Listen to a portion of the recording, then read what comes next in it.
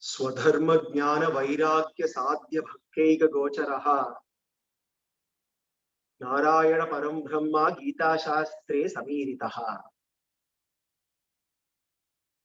Jnana Karmatmike Nishte Yoga Lakshe Susanskrite Atmanubhuti Siddhyarte Purva Shakkena Chodite. Once upon a time, there was a woodcutter. A woodcutter who happened to go to the forest every day to cut the trees, fetch wood, and sell them in the marketplace for a living. Every day, as he went to the forest, he passed by a sage who was deep in meditation all the time. The peaceful, serene demeanor of the sage always intrigued the woodcutter.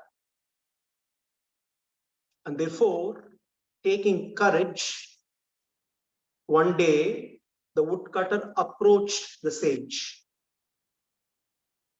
And as he approached the sage opened his eyes, looked at the woodcutter, and said, "Go deeper. Go deeper." And then he closed his eyes and went into a state of meditation.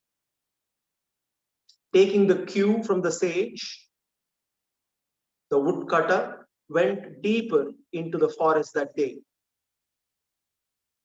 And as he went deeper into the forest, he discovered sandalwood trees. He was so happy having discovered sandalwood trees. He started doing sandalwood business and started making more money, started to become rich. And he was so happy, he once again approached the sage to thank him after a few months. And then as he approached the sage again on his way to the forest, the sage opened his eyes, looked at him, and said, "Go deeper." Taking the cue again, the woodcutter, now a sandalwood trader, went deeper in the forest, beyond the sandalwood trees. And then he discovered a silver mine. He was so very happy, started trading in silver, started making more money. And as he started making more money, he had no time for the sage. But after some time, he once again thought maybe he should approach the sage again. And then one fine day when he approached the sage opened his eyes, looked at him and said, "Go deeper, go deeper." Taking the cue from the sage, the woodcutter went deeper in the forest, beyond the silver mines. The roads were perilous. The path was not easy. But then he went through deeper inside the forest, beyond the silver mines. And then to his utter amazement, he found a mountain made of gold. A mountain made of gold, which made him even more richer. Soon, the woodcutter who turned into a sandalwood trader and a silver trader, now became a gold trader, became very rich, possibly the richest in the country. And then, in order to thank the sage, he approached him one day after a few years. The sage once again opened his eyes and said the same words, "Go deeper." And taking the cue, the woodcutter went deeper inside the forest beyond the gold mountain. And lo and behold, he found a hill of diamonds. As he was wonder-struck, looking in awe at the hill of diamonds, something else struck him. He started to contemplate, reflect on the past few years, all the events. The soothing words of the sage, go deeper, began to reverberate in his ears. And he started to think, there must be something more valuable than the sandalwood trees, than the silver mine, than the gold, than the diamonds. More valuable that the sage must have. Otherwise, knowing all of this, the sage did not really go after them. He was very keen to know what it is which is more valuable. He went back to the sage.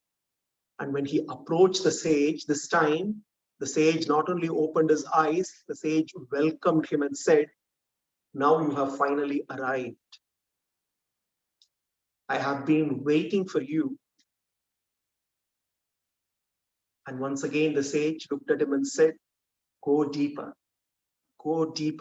deep inside you, inside your heart, until you discover yourself, until you discover your God.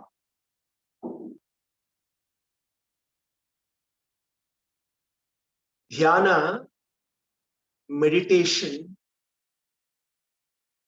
is foundational to life and living. But the path of knowledge leading to a state of meditation and mental concentration is not an easy path. The path of Jnana Yoga, which culminates in the blissful state of meditation and mental concentration, is not an easy path.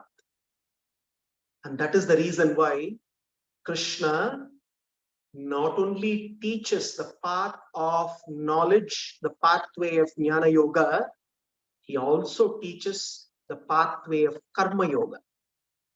Jnana karmatmike nishte yoga lakshe susamskrite. Yoga lakshe. The first 6 chapters of the Gita, Purva Shatkena Chodite. The illustrious Yamunacharya captures the very essence of the first 6 chapters of the Gita. Yoga Lakshya. The Lakshya is yoga. Yoga is the state of self-realization, a state of awareness of our true identity, our nature that transcends our physical body. In order to attain this goal, Krishna teaches 2 paths, Karma Yoga, Jnana Yoga. Jnana karmatmike nishte yoga lakshe susamskrite. Susamskrite. Both Karma Yoga and Jnana Yoga embellished with the gems of Jnana and Vairagya. And Krishna says this state of this goal, Yoga Lakshya, leads to Atmanubhuti, Atmavanokana, experiencing our own true nature, experiencing everlasting bliss. So Krishna takes the opportunity of presenting the means to the goal of Atma Sakshatkara in the context of answering Arjuna's questions. Arjuna's 7th question was to know what is right for him between these 2 paths, the path of action, the path of karma, and the path of karma sannyasa. Which is right for me, hey Krishna? Arjuna wanted to know conclusively what is right for him. Krishna clarifies, while both Karma Yoga and Jnana Yoga lead to the goal of Atma Sakshatkara, Atma Avalokana. Hey Arjuna, Karma Yoga is prescribed for the majority like you. Karma Yoga too leads you to the same goal of Atma Sakshatkara, self-realization, to the same goal of understanding one's true identity and be rooted in the awareness of our own nature. And in that process, Krishna also helps Arjuna to reconcile the two seemingly conflicting paths of action and renunciation. He brings action and renunciation together, karma, jnana together, and presents a framework, a methodology, the doctrine of Karma Yoga that is prescribed to the majority, by practicing which one can prepare oneself for the goal of realizing one's true nature. Krishna continues to answer Arjuna's 7th question well into the 6th chapter. After talking about the various facets of Karma Yoga, Krishna continues to take the discussion further and finally leading into the topic of the culmination of Karma Yoga, which is the state of dhyana, a state of mental concentration and meditation. Krishna clearly establishes the fact that preparation is quite important for the state of blissful meditation. Meditation and mental concentration does not come to us naturally. A lot of preparation is needed. And Karma Yoga is the required preparation.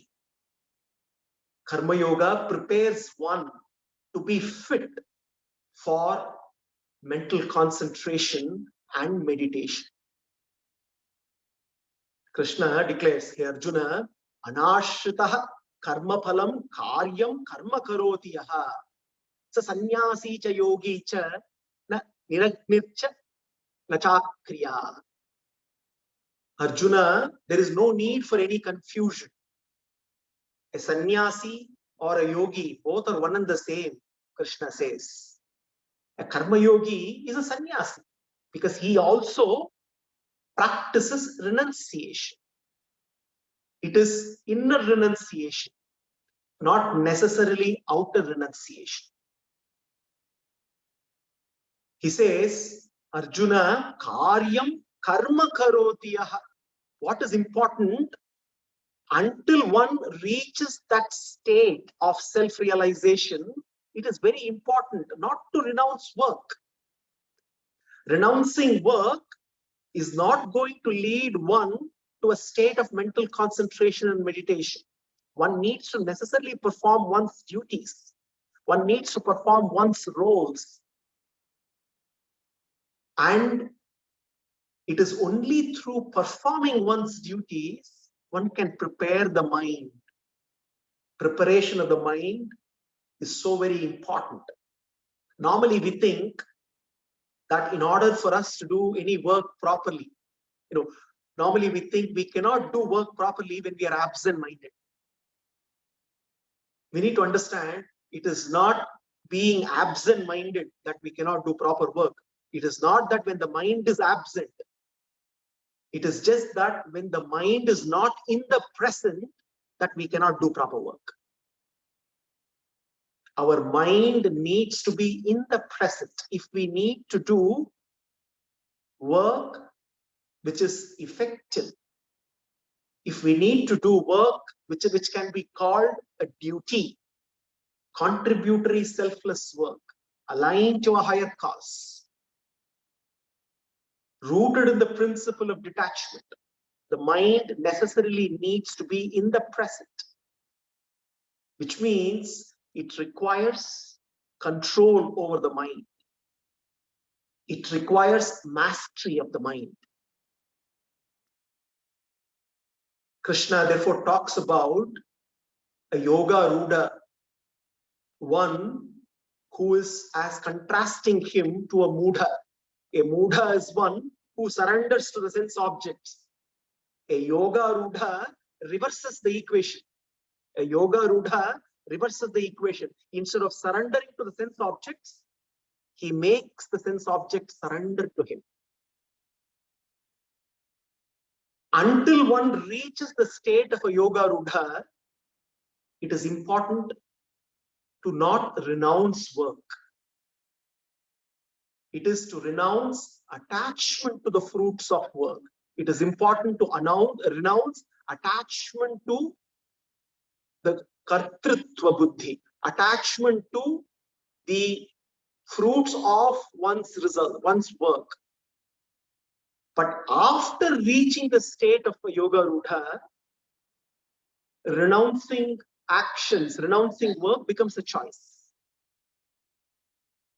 Until then, renouncing work is no choice. So Krishna, therefore, in the context of preparing one to reach that state of meditation and mental concentration, talks about the significance of mind mastery. Therefore, in a way, answering Arjuna's question number 7, what is right for me, hey Krishna, the path of action or the path of knowledge? Krishna says, hey Arjuna, the path of karma also includes jnana. And it is this path which helps you master your mind. And mind mastery becomes fundamental for spiritual progress. And it is here that Krishna presents a very profound formula. Krishna declares, Uddhared atmanatmanam atmanam avashadayet. Uddhared atmanatmanam na atmanam avashadayet. Atmaiva hyatmano bandhuhu atmaiva ripuratmanaha. One of the most profound shlokas, not only in the 6th chapter, but within the Gita. Uddhared atmanatmanam na atmanam avashadayet. Krishna says, hey Arjuna, one must elevate oneself. One must elevate oneself with the help of the mind to attain the state of Atma Sakshatkara. It is with the mind that we can know our true essence, which is beyond the mind. The mind is an instrument. It is with this instrument called the mind that one can elevate oneself. One can uplift oneself. One can elevate oneself to attain Atma Sakshatkara, self-realization. And it is with the same mind one can also sink, get trapped in the cycle of samsara. One can get degraded. It is with the same instrument one can elevate oneself or one can degrade oneself. That is why Krishna says, Atmaiva hyatmano bandhuhu atmaiva ripuratmanaha. Hey Arjuna, know this fundamental reality. The fact is, it is the mind alone which can be your friend, or it is the mind alone which can be your enemy. The choice is yours. Whether you make the mind your friend or an enemy. Your elevation and your degradation depends on how well you control and master your mind. It is very important to understand mind, because all the sadhanas prescribed by our shastras is about training this mind. All the sadhanas prescribed by our shastras and including the Gita is about training the mind. Training the mind, controlling it, and eventually mastering it. When we talk about the mind, we know that the mind essentially has 4 functions. There is the function of manas. It is the sensory mind, the lower mind, which essentially deals with transacting with the external world through the senses, which is the mind which processes all the sensory stimuli. In the factory of life, this lower mind, this manas, is like the supervisor of the senses. The senses are the workers, and this mind, this manas, is the supervisor. This manas is a very good supervisor. It is good in executing decisions, but it is a bad decision maker. It cannot decide on its own. It needs buddhi, which is the decision maker, which is the second function, the discriminating faculty, which has the capability to discriminate, to analyze, to cut through, and segregate the right from the wrong. If the buddhi does not instruct the mind will listen to the loudest noises that are made. And the loudest noises come from all our desires, our vasanas, which are stored in the memory bank called chitta, which is the third function. The chitta is like the memory bank where all our vasanas, all our experiences, our karma vasanas and karma phalas are stored. It is the lake bed of all the impressions accumulated over several lifetimes. The lake bed of all our desires, likes and dislikes. And then the fourth function of the mind is the ego, which is the pseudo I masquerading as the real I, which is the result of the misidentification of the Atman with the body. Now all these 4 functions put together broadly is addressed as mind or manaha. It is very important to not only understand that this mind, which comprises of the ego, the chitta, the manas, and the intellect, also belong to the realm of Prakriti. When we say the Atman transcends the body, the Atman also transcends this mind. But it is this instrument called the mind which enables the Atman to either transcend, to elevate, or to degrade. Manayeha manushyanam karanam bandhamokshayoho, declares Parashara in Vishnu Purana. It is through the mind, one can achieve liberation, or it is through the mind one can stay trapped in the cycle of samsara. So therefore, Krishna presents the mind and the significance of knowing it, training it, managing it, controlling it, and mastering it in the process of elevating oneself towards reaching a state of mental concentration and meditation. The moment we say mind, M-I-N-D, each of these letters represents tells us different things about the mind. We can understand the mind through the 4 letters of the word mind.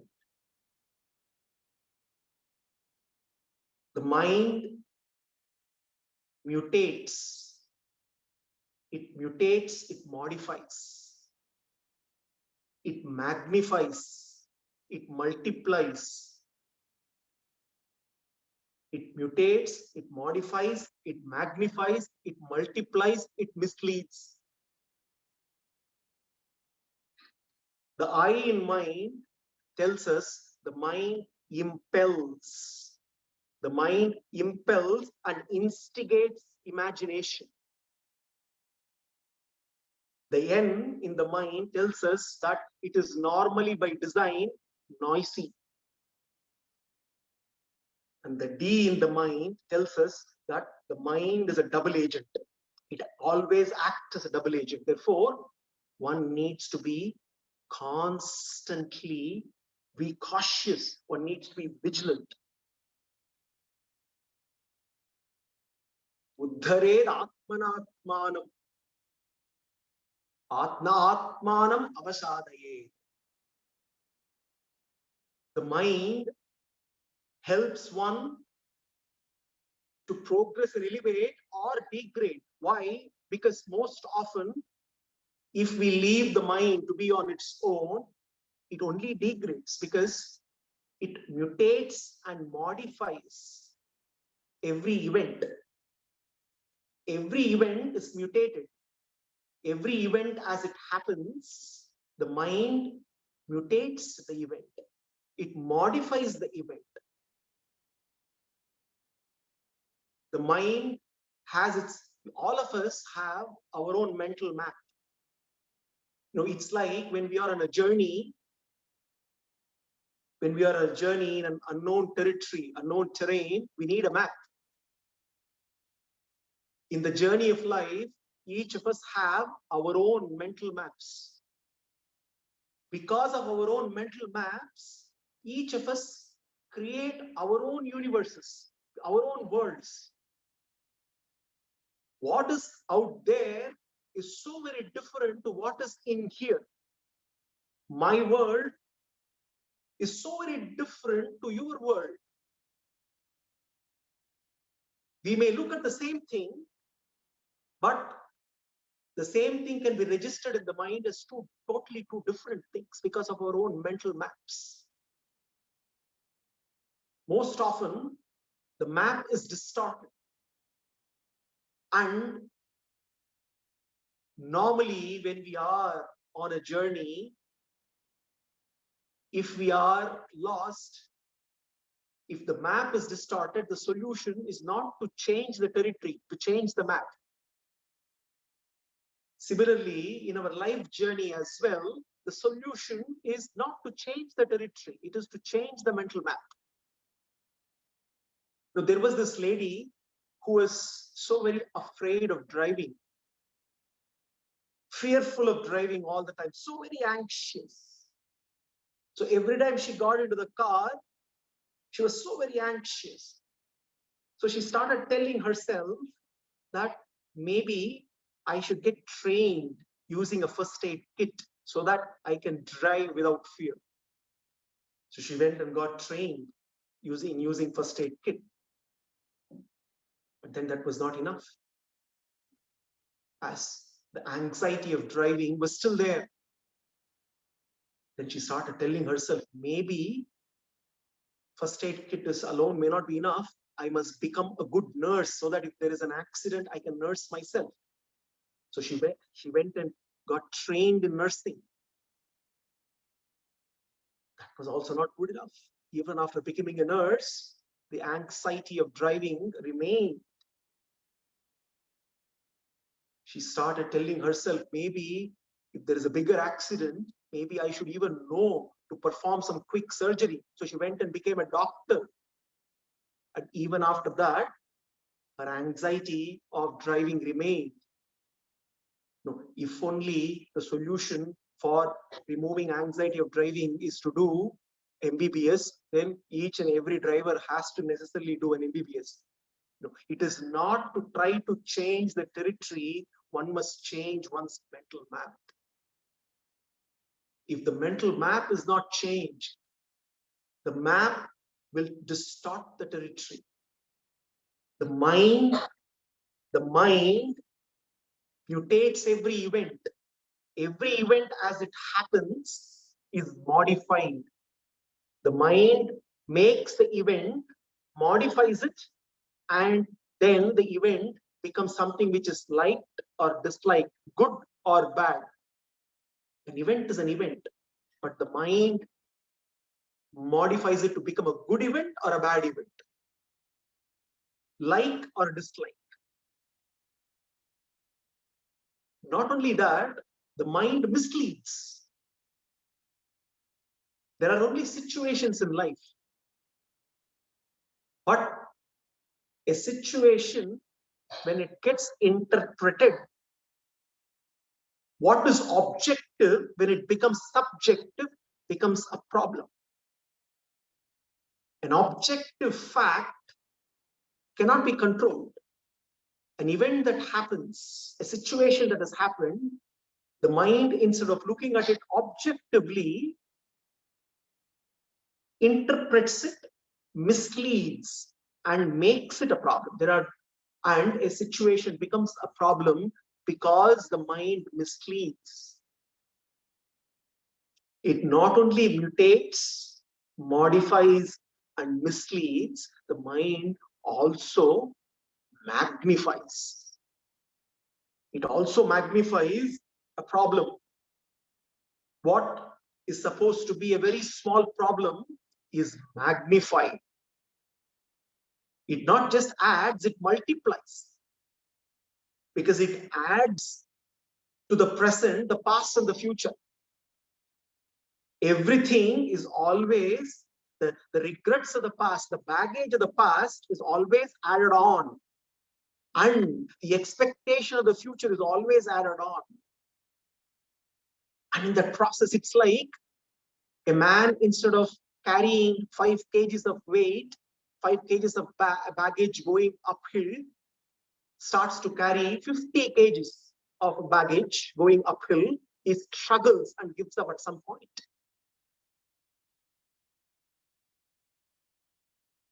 Magnifies every problem. Every problem starts to grow in size. And as problems start growing in size, we become smaller and smaller in size. The size of the problem keeps growing, and relatively, we become smaller and smaller and smaller. Therefore, the mind mutates, magnifies, multiplies, modifies, and it also instigates imagination. It impels one to choose always short-term want over long-term gain. It impels by design.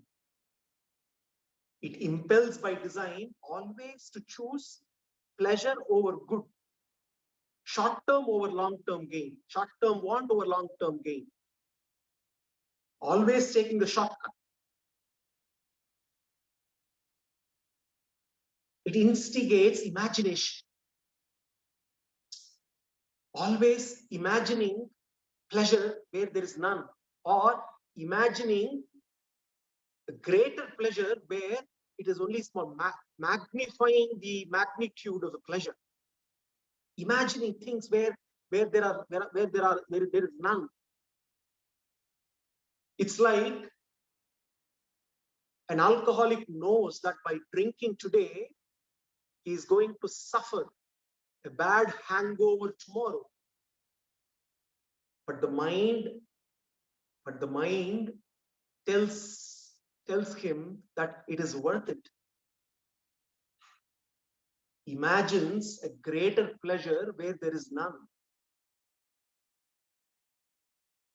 A cigarette smoker, there is this bold ad, the bold sentence which says cigarette smoking is injurious to health. But the mind says it is heroic to smoke, imagining outcomes where there are none, forcing one to take a risk, instigates imagination. And this instigation of imagination leads to one not able to exercise one's intelligence.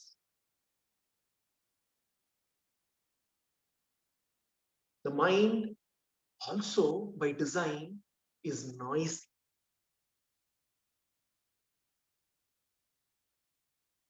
Over 60,000 thoughts are processed every day. On an average, each and every one of us process 60,000 thoughts. And when these 60,000 thoughts are analyzed, it is widely agreed that over 95% of these thoughts are repeated. They have a common pattern. They're repeated over and over and over and over again and again and again. Over 95% of these 60,000 thoughts. Neuroscientists say that our brain has 100 billion neurons. 100 billion neurons. And every neuron has 1,000 connections. And every connection fires 200 times per second, resulting in 20,000 trillion calculations per second happening in the brain.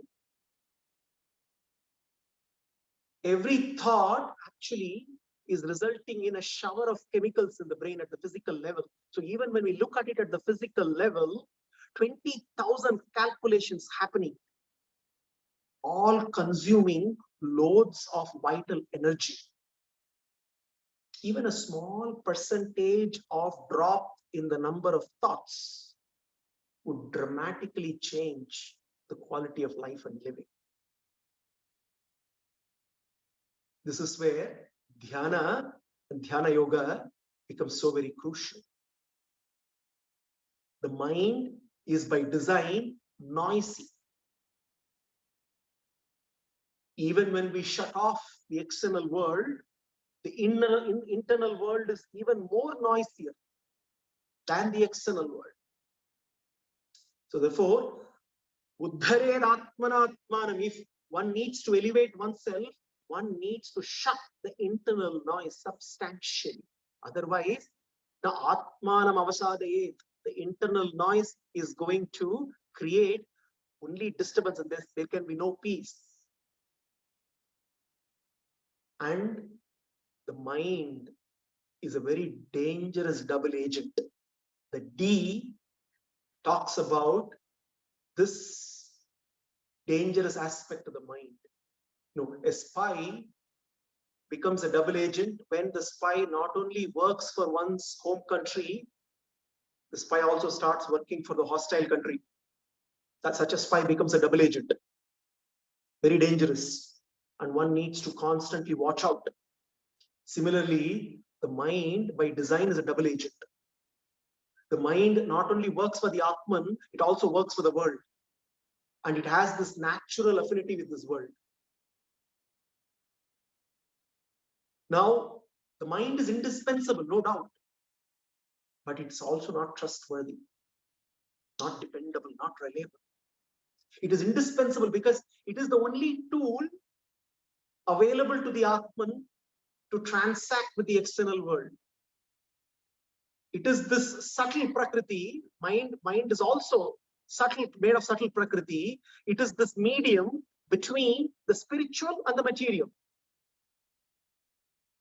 It is the window for the Atman to the external world. It is like the key for the Atman, the key to open the door through the senses to the external world. But at the same time, it also becomes a trap for the Atman, a trap set by the world.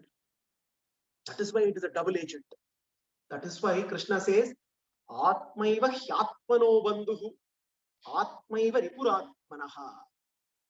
It can be a key or it can be a trap. It can be a friend. It can be a foe.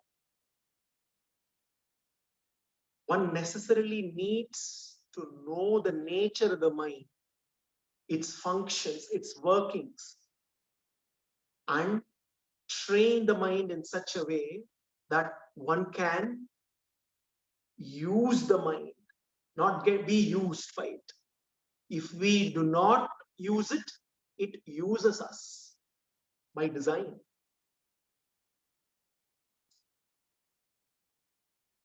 We have discussed this before, but I'm reminded once again, whenever I talk of the mind and this shloka specifically, Uddhared Atmanatmanam, Atmanam Avashadaye, I'm reminded of the famous rhyme, which in many ways echoes Krishna's message. Row your boat. Row your boat gently down the stream. Merrily, merrily, merrily, life is but a dream. What a very nice rhyme. We all learn this rhyme possibly without analyzing how profound the rhyme is.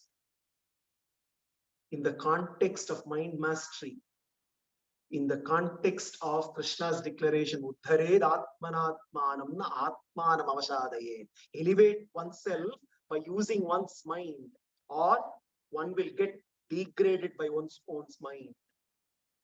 Row your boat. That your should be underlined.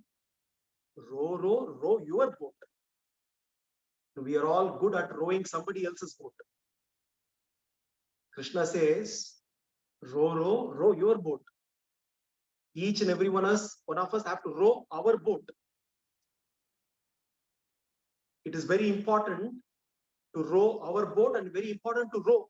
Not rowing is not a choice. Not rowing is not a choice. Row your boat. We need to necessarily, in the journey of life, we need to necessarily row our boat. Each and every one of us have our own boat. The mind is our boat. Row your boat. If we do not row, if we do not put in the effort, rowing here is giving the right direction to the mind. Training the mind. Doing the sadhanas to purify the mind. Controlling the mind.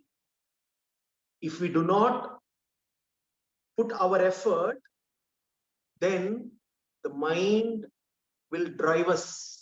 If we do not drive it, the mind will drive us, take it in its own direction. And that direction can be disastrous. Therefore, row your boat. One needs to practice the sadhanas of purification of the mind through karma yoga. Gently down the stream. The second line tells us how we should lead our lives by the practice of karma yoga. Gently down the stream, not up the stream. There is no point in trying to row up the stream. It's futile. We will fail. Gently down the stream. Go with the flow of life. As events unfold, we must practice acceptance.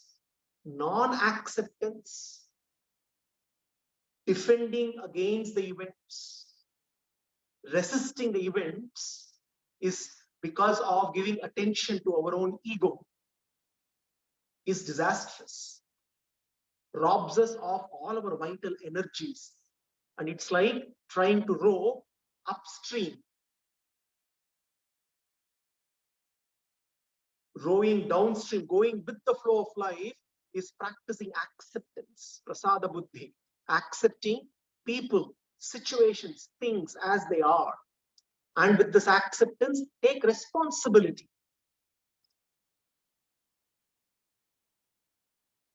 Merrily, merrily, merrily. Practice of karma yoga also tells us that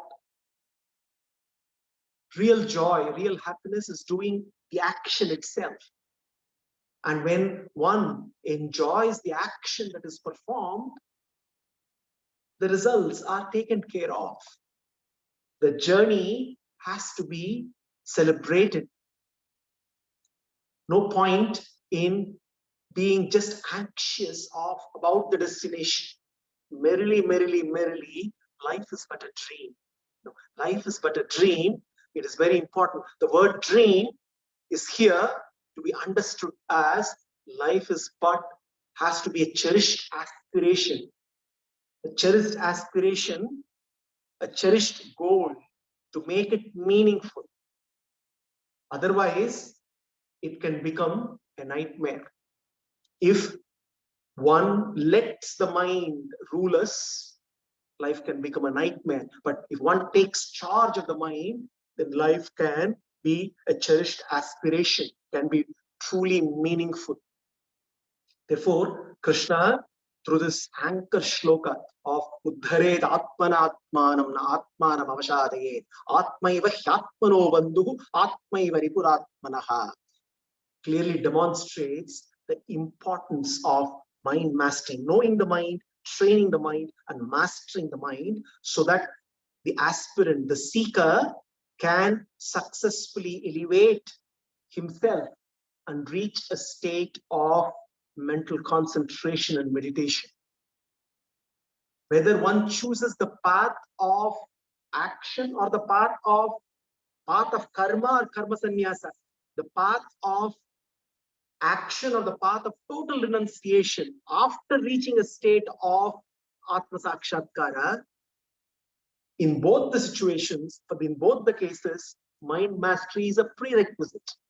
Without mastering the mind, there is no way that one can lead a meditative, contemplative life. And mastering the mind also is a prerequisite to cultivate bhakti, which Krishna is going to talk about as we conclude the topic of Dhyana Yoga. How Arjuna is going to respond to Krishna's message on mind mastery, and how Krishna is further going to clarify Arjuna's questions, we will see in the coming session. Sarvam Sri Krishna Arpanamastu.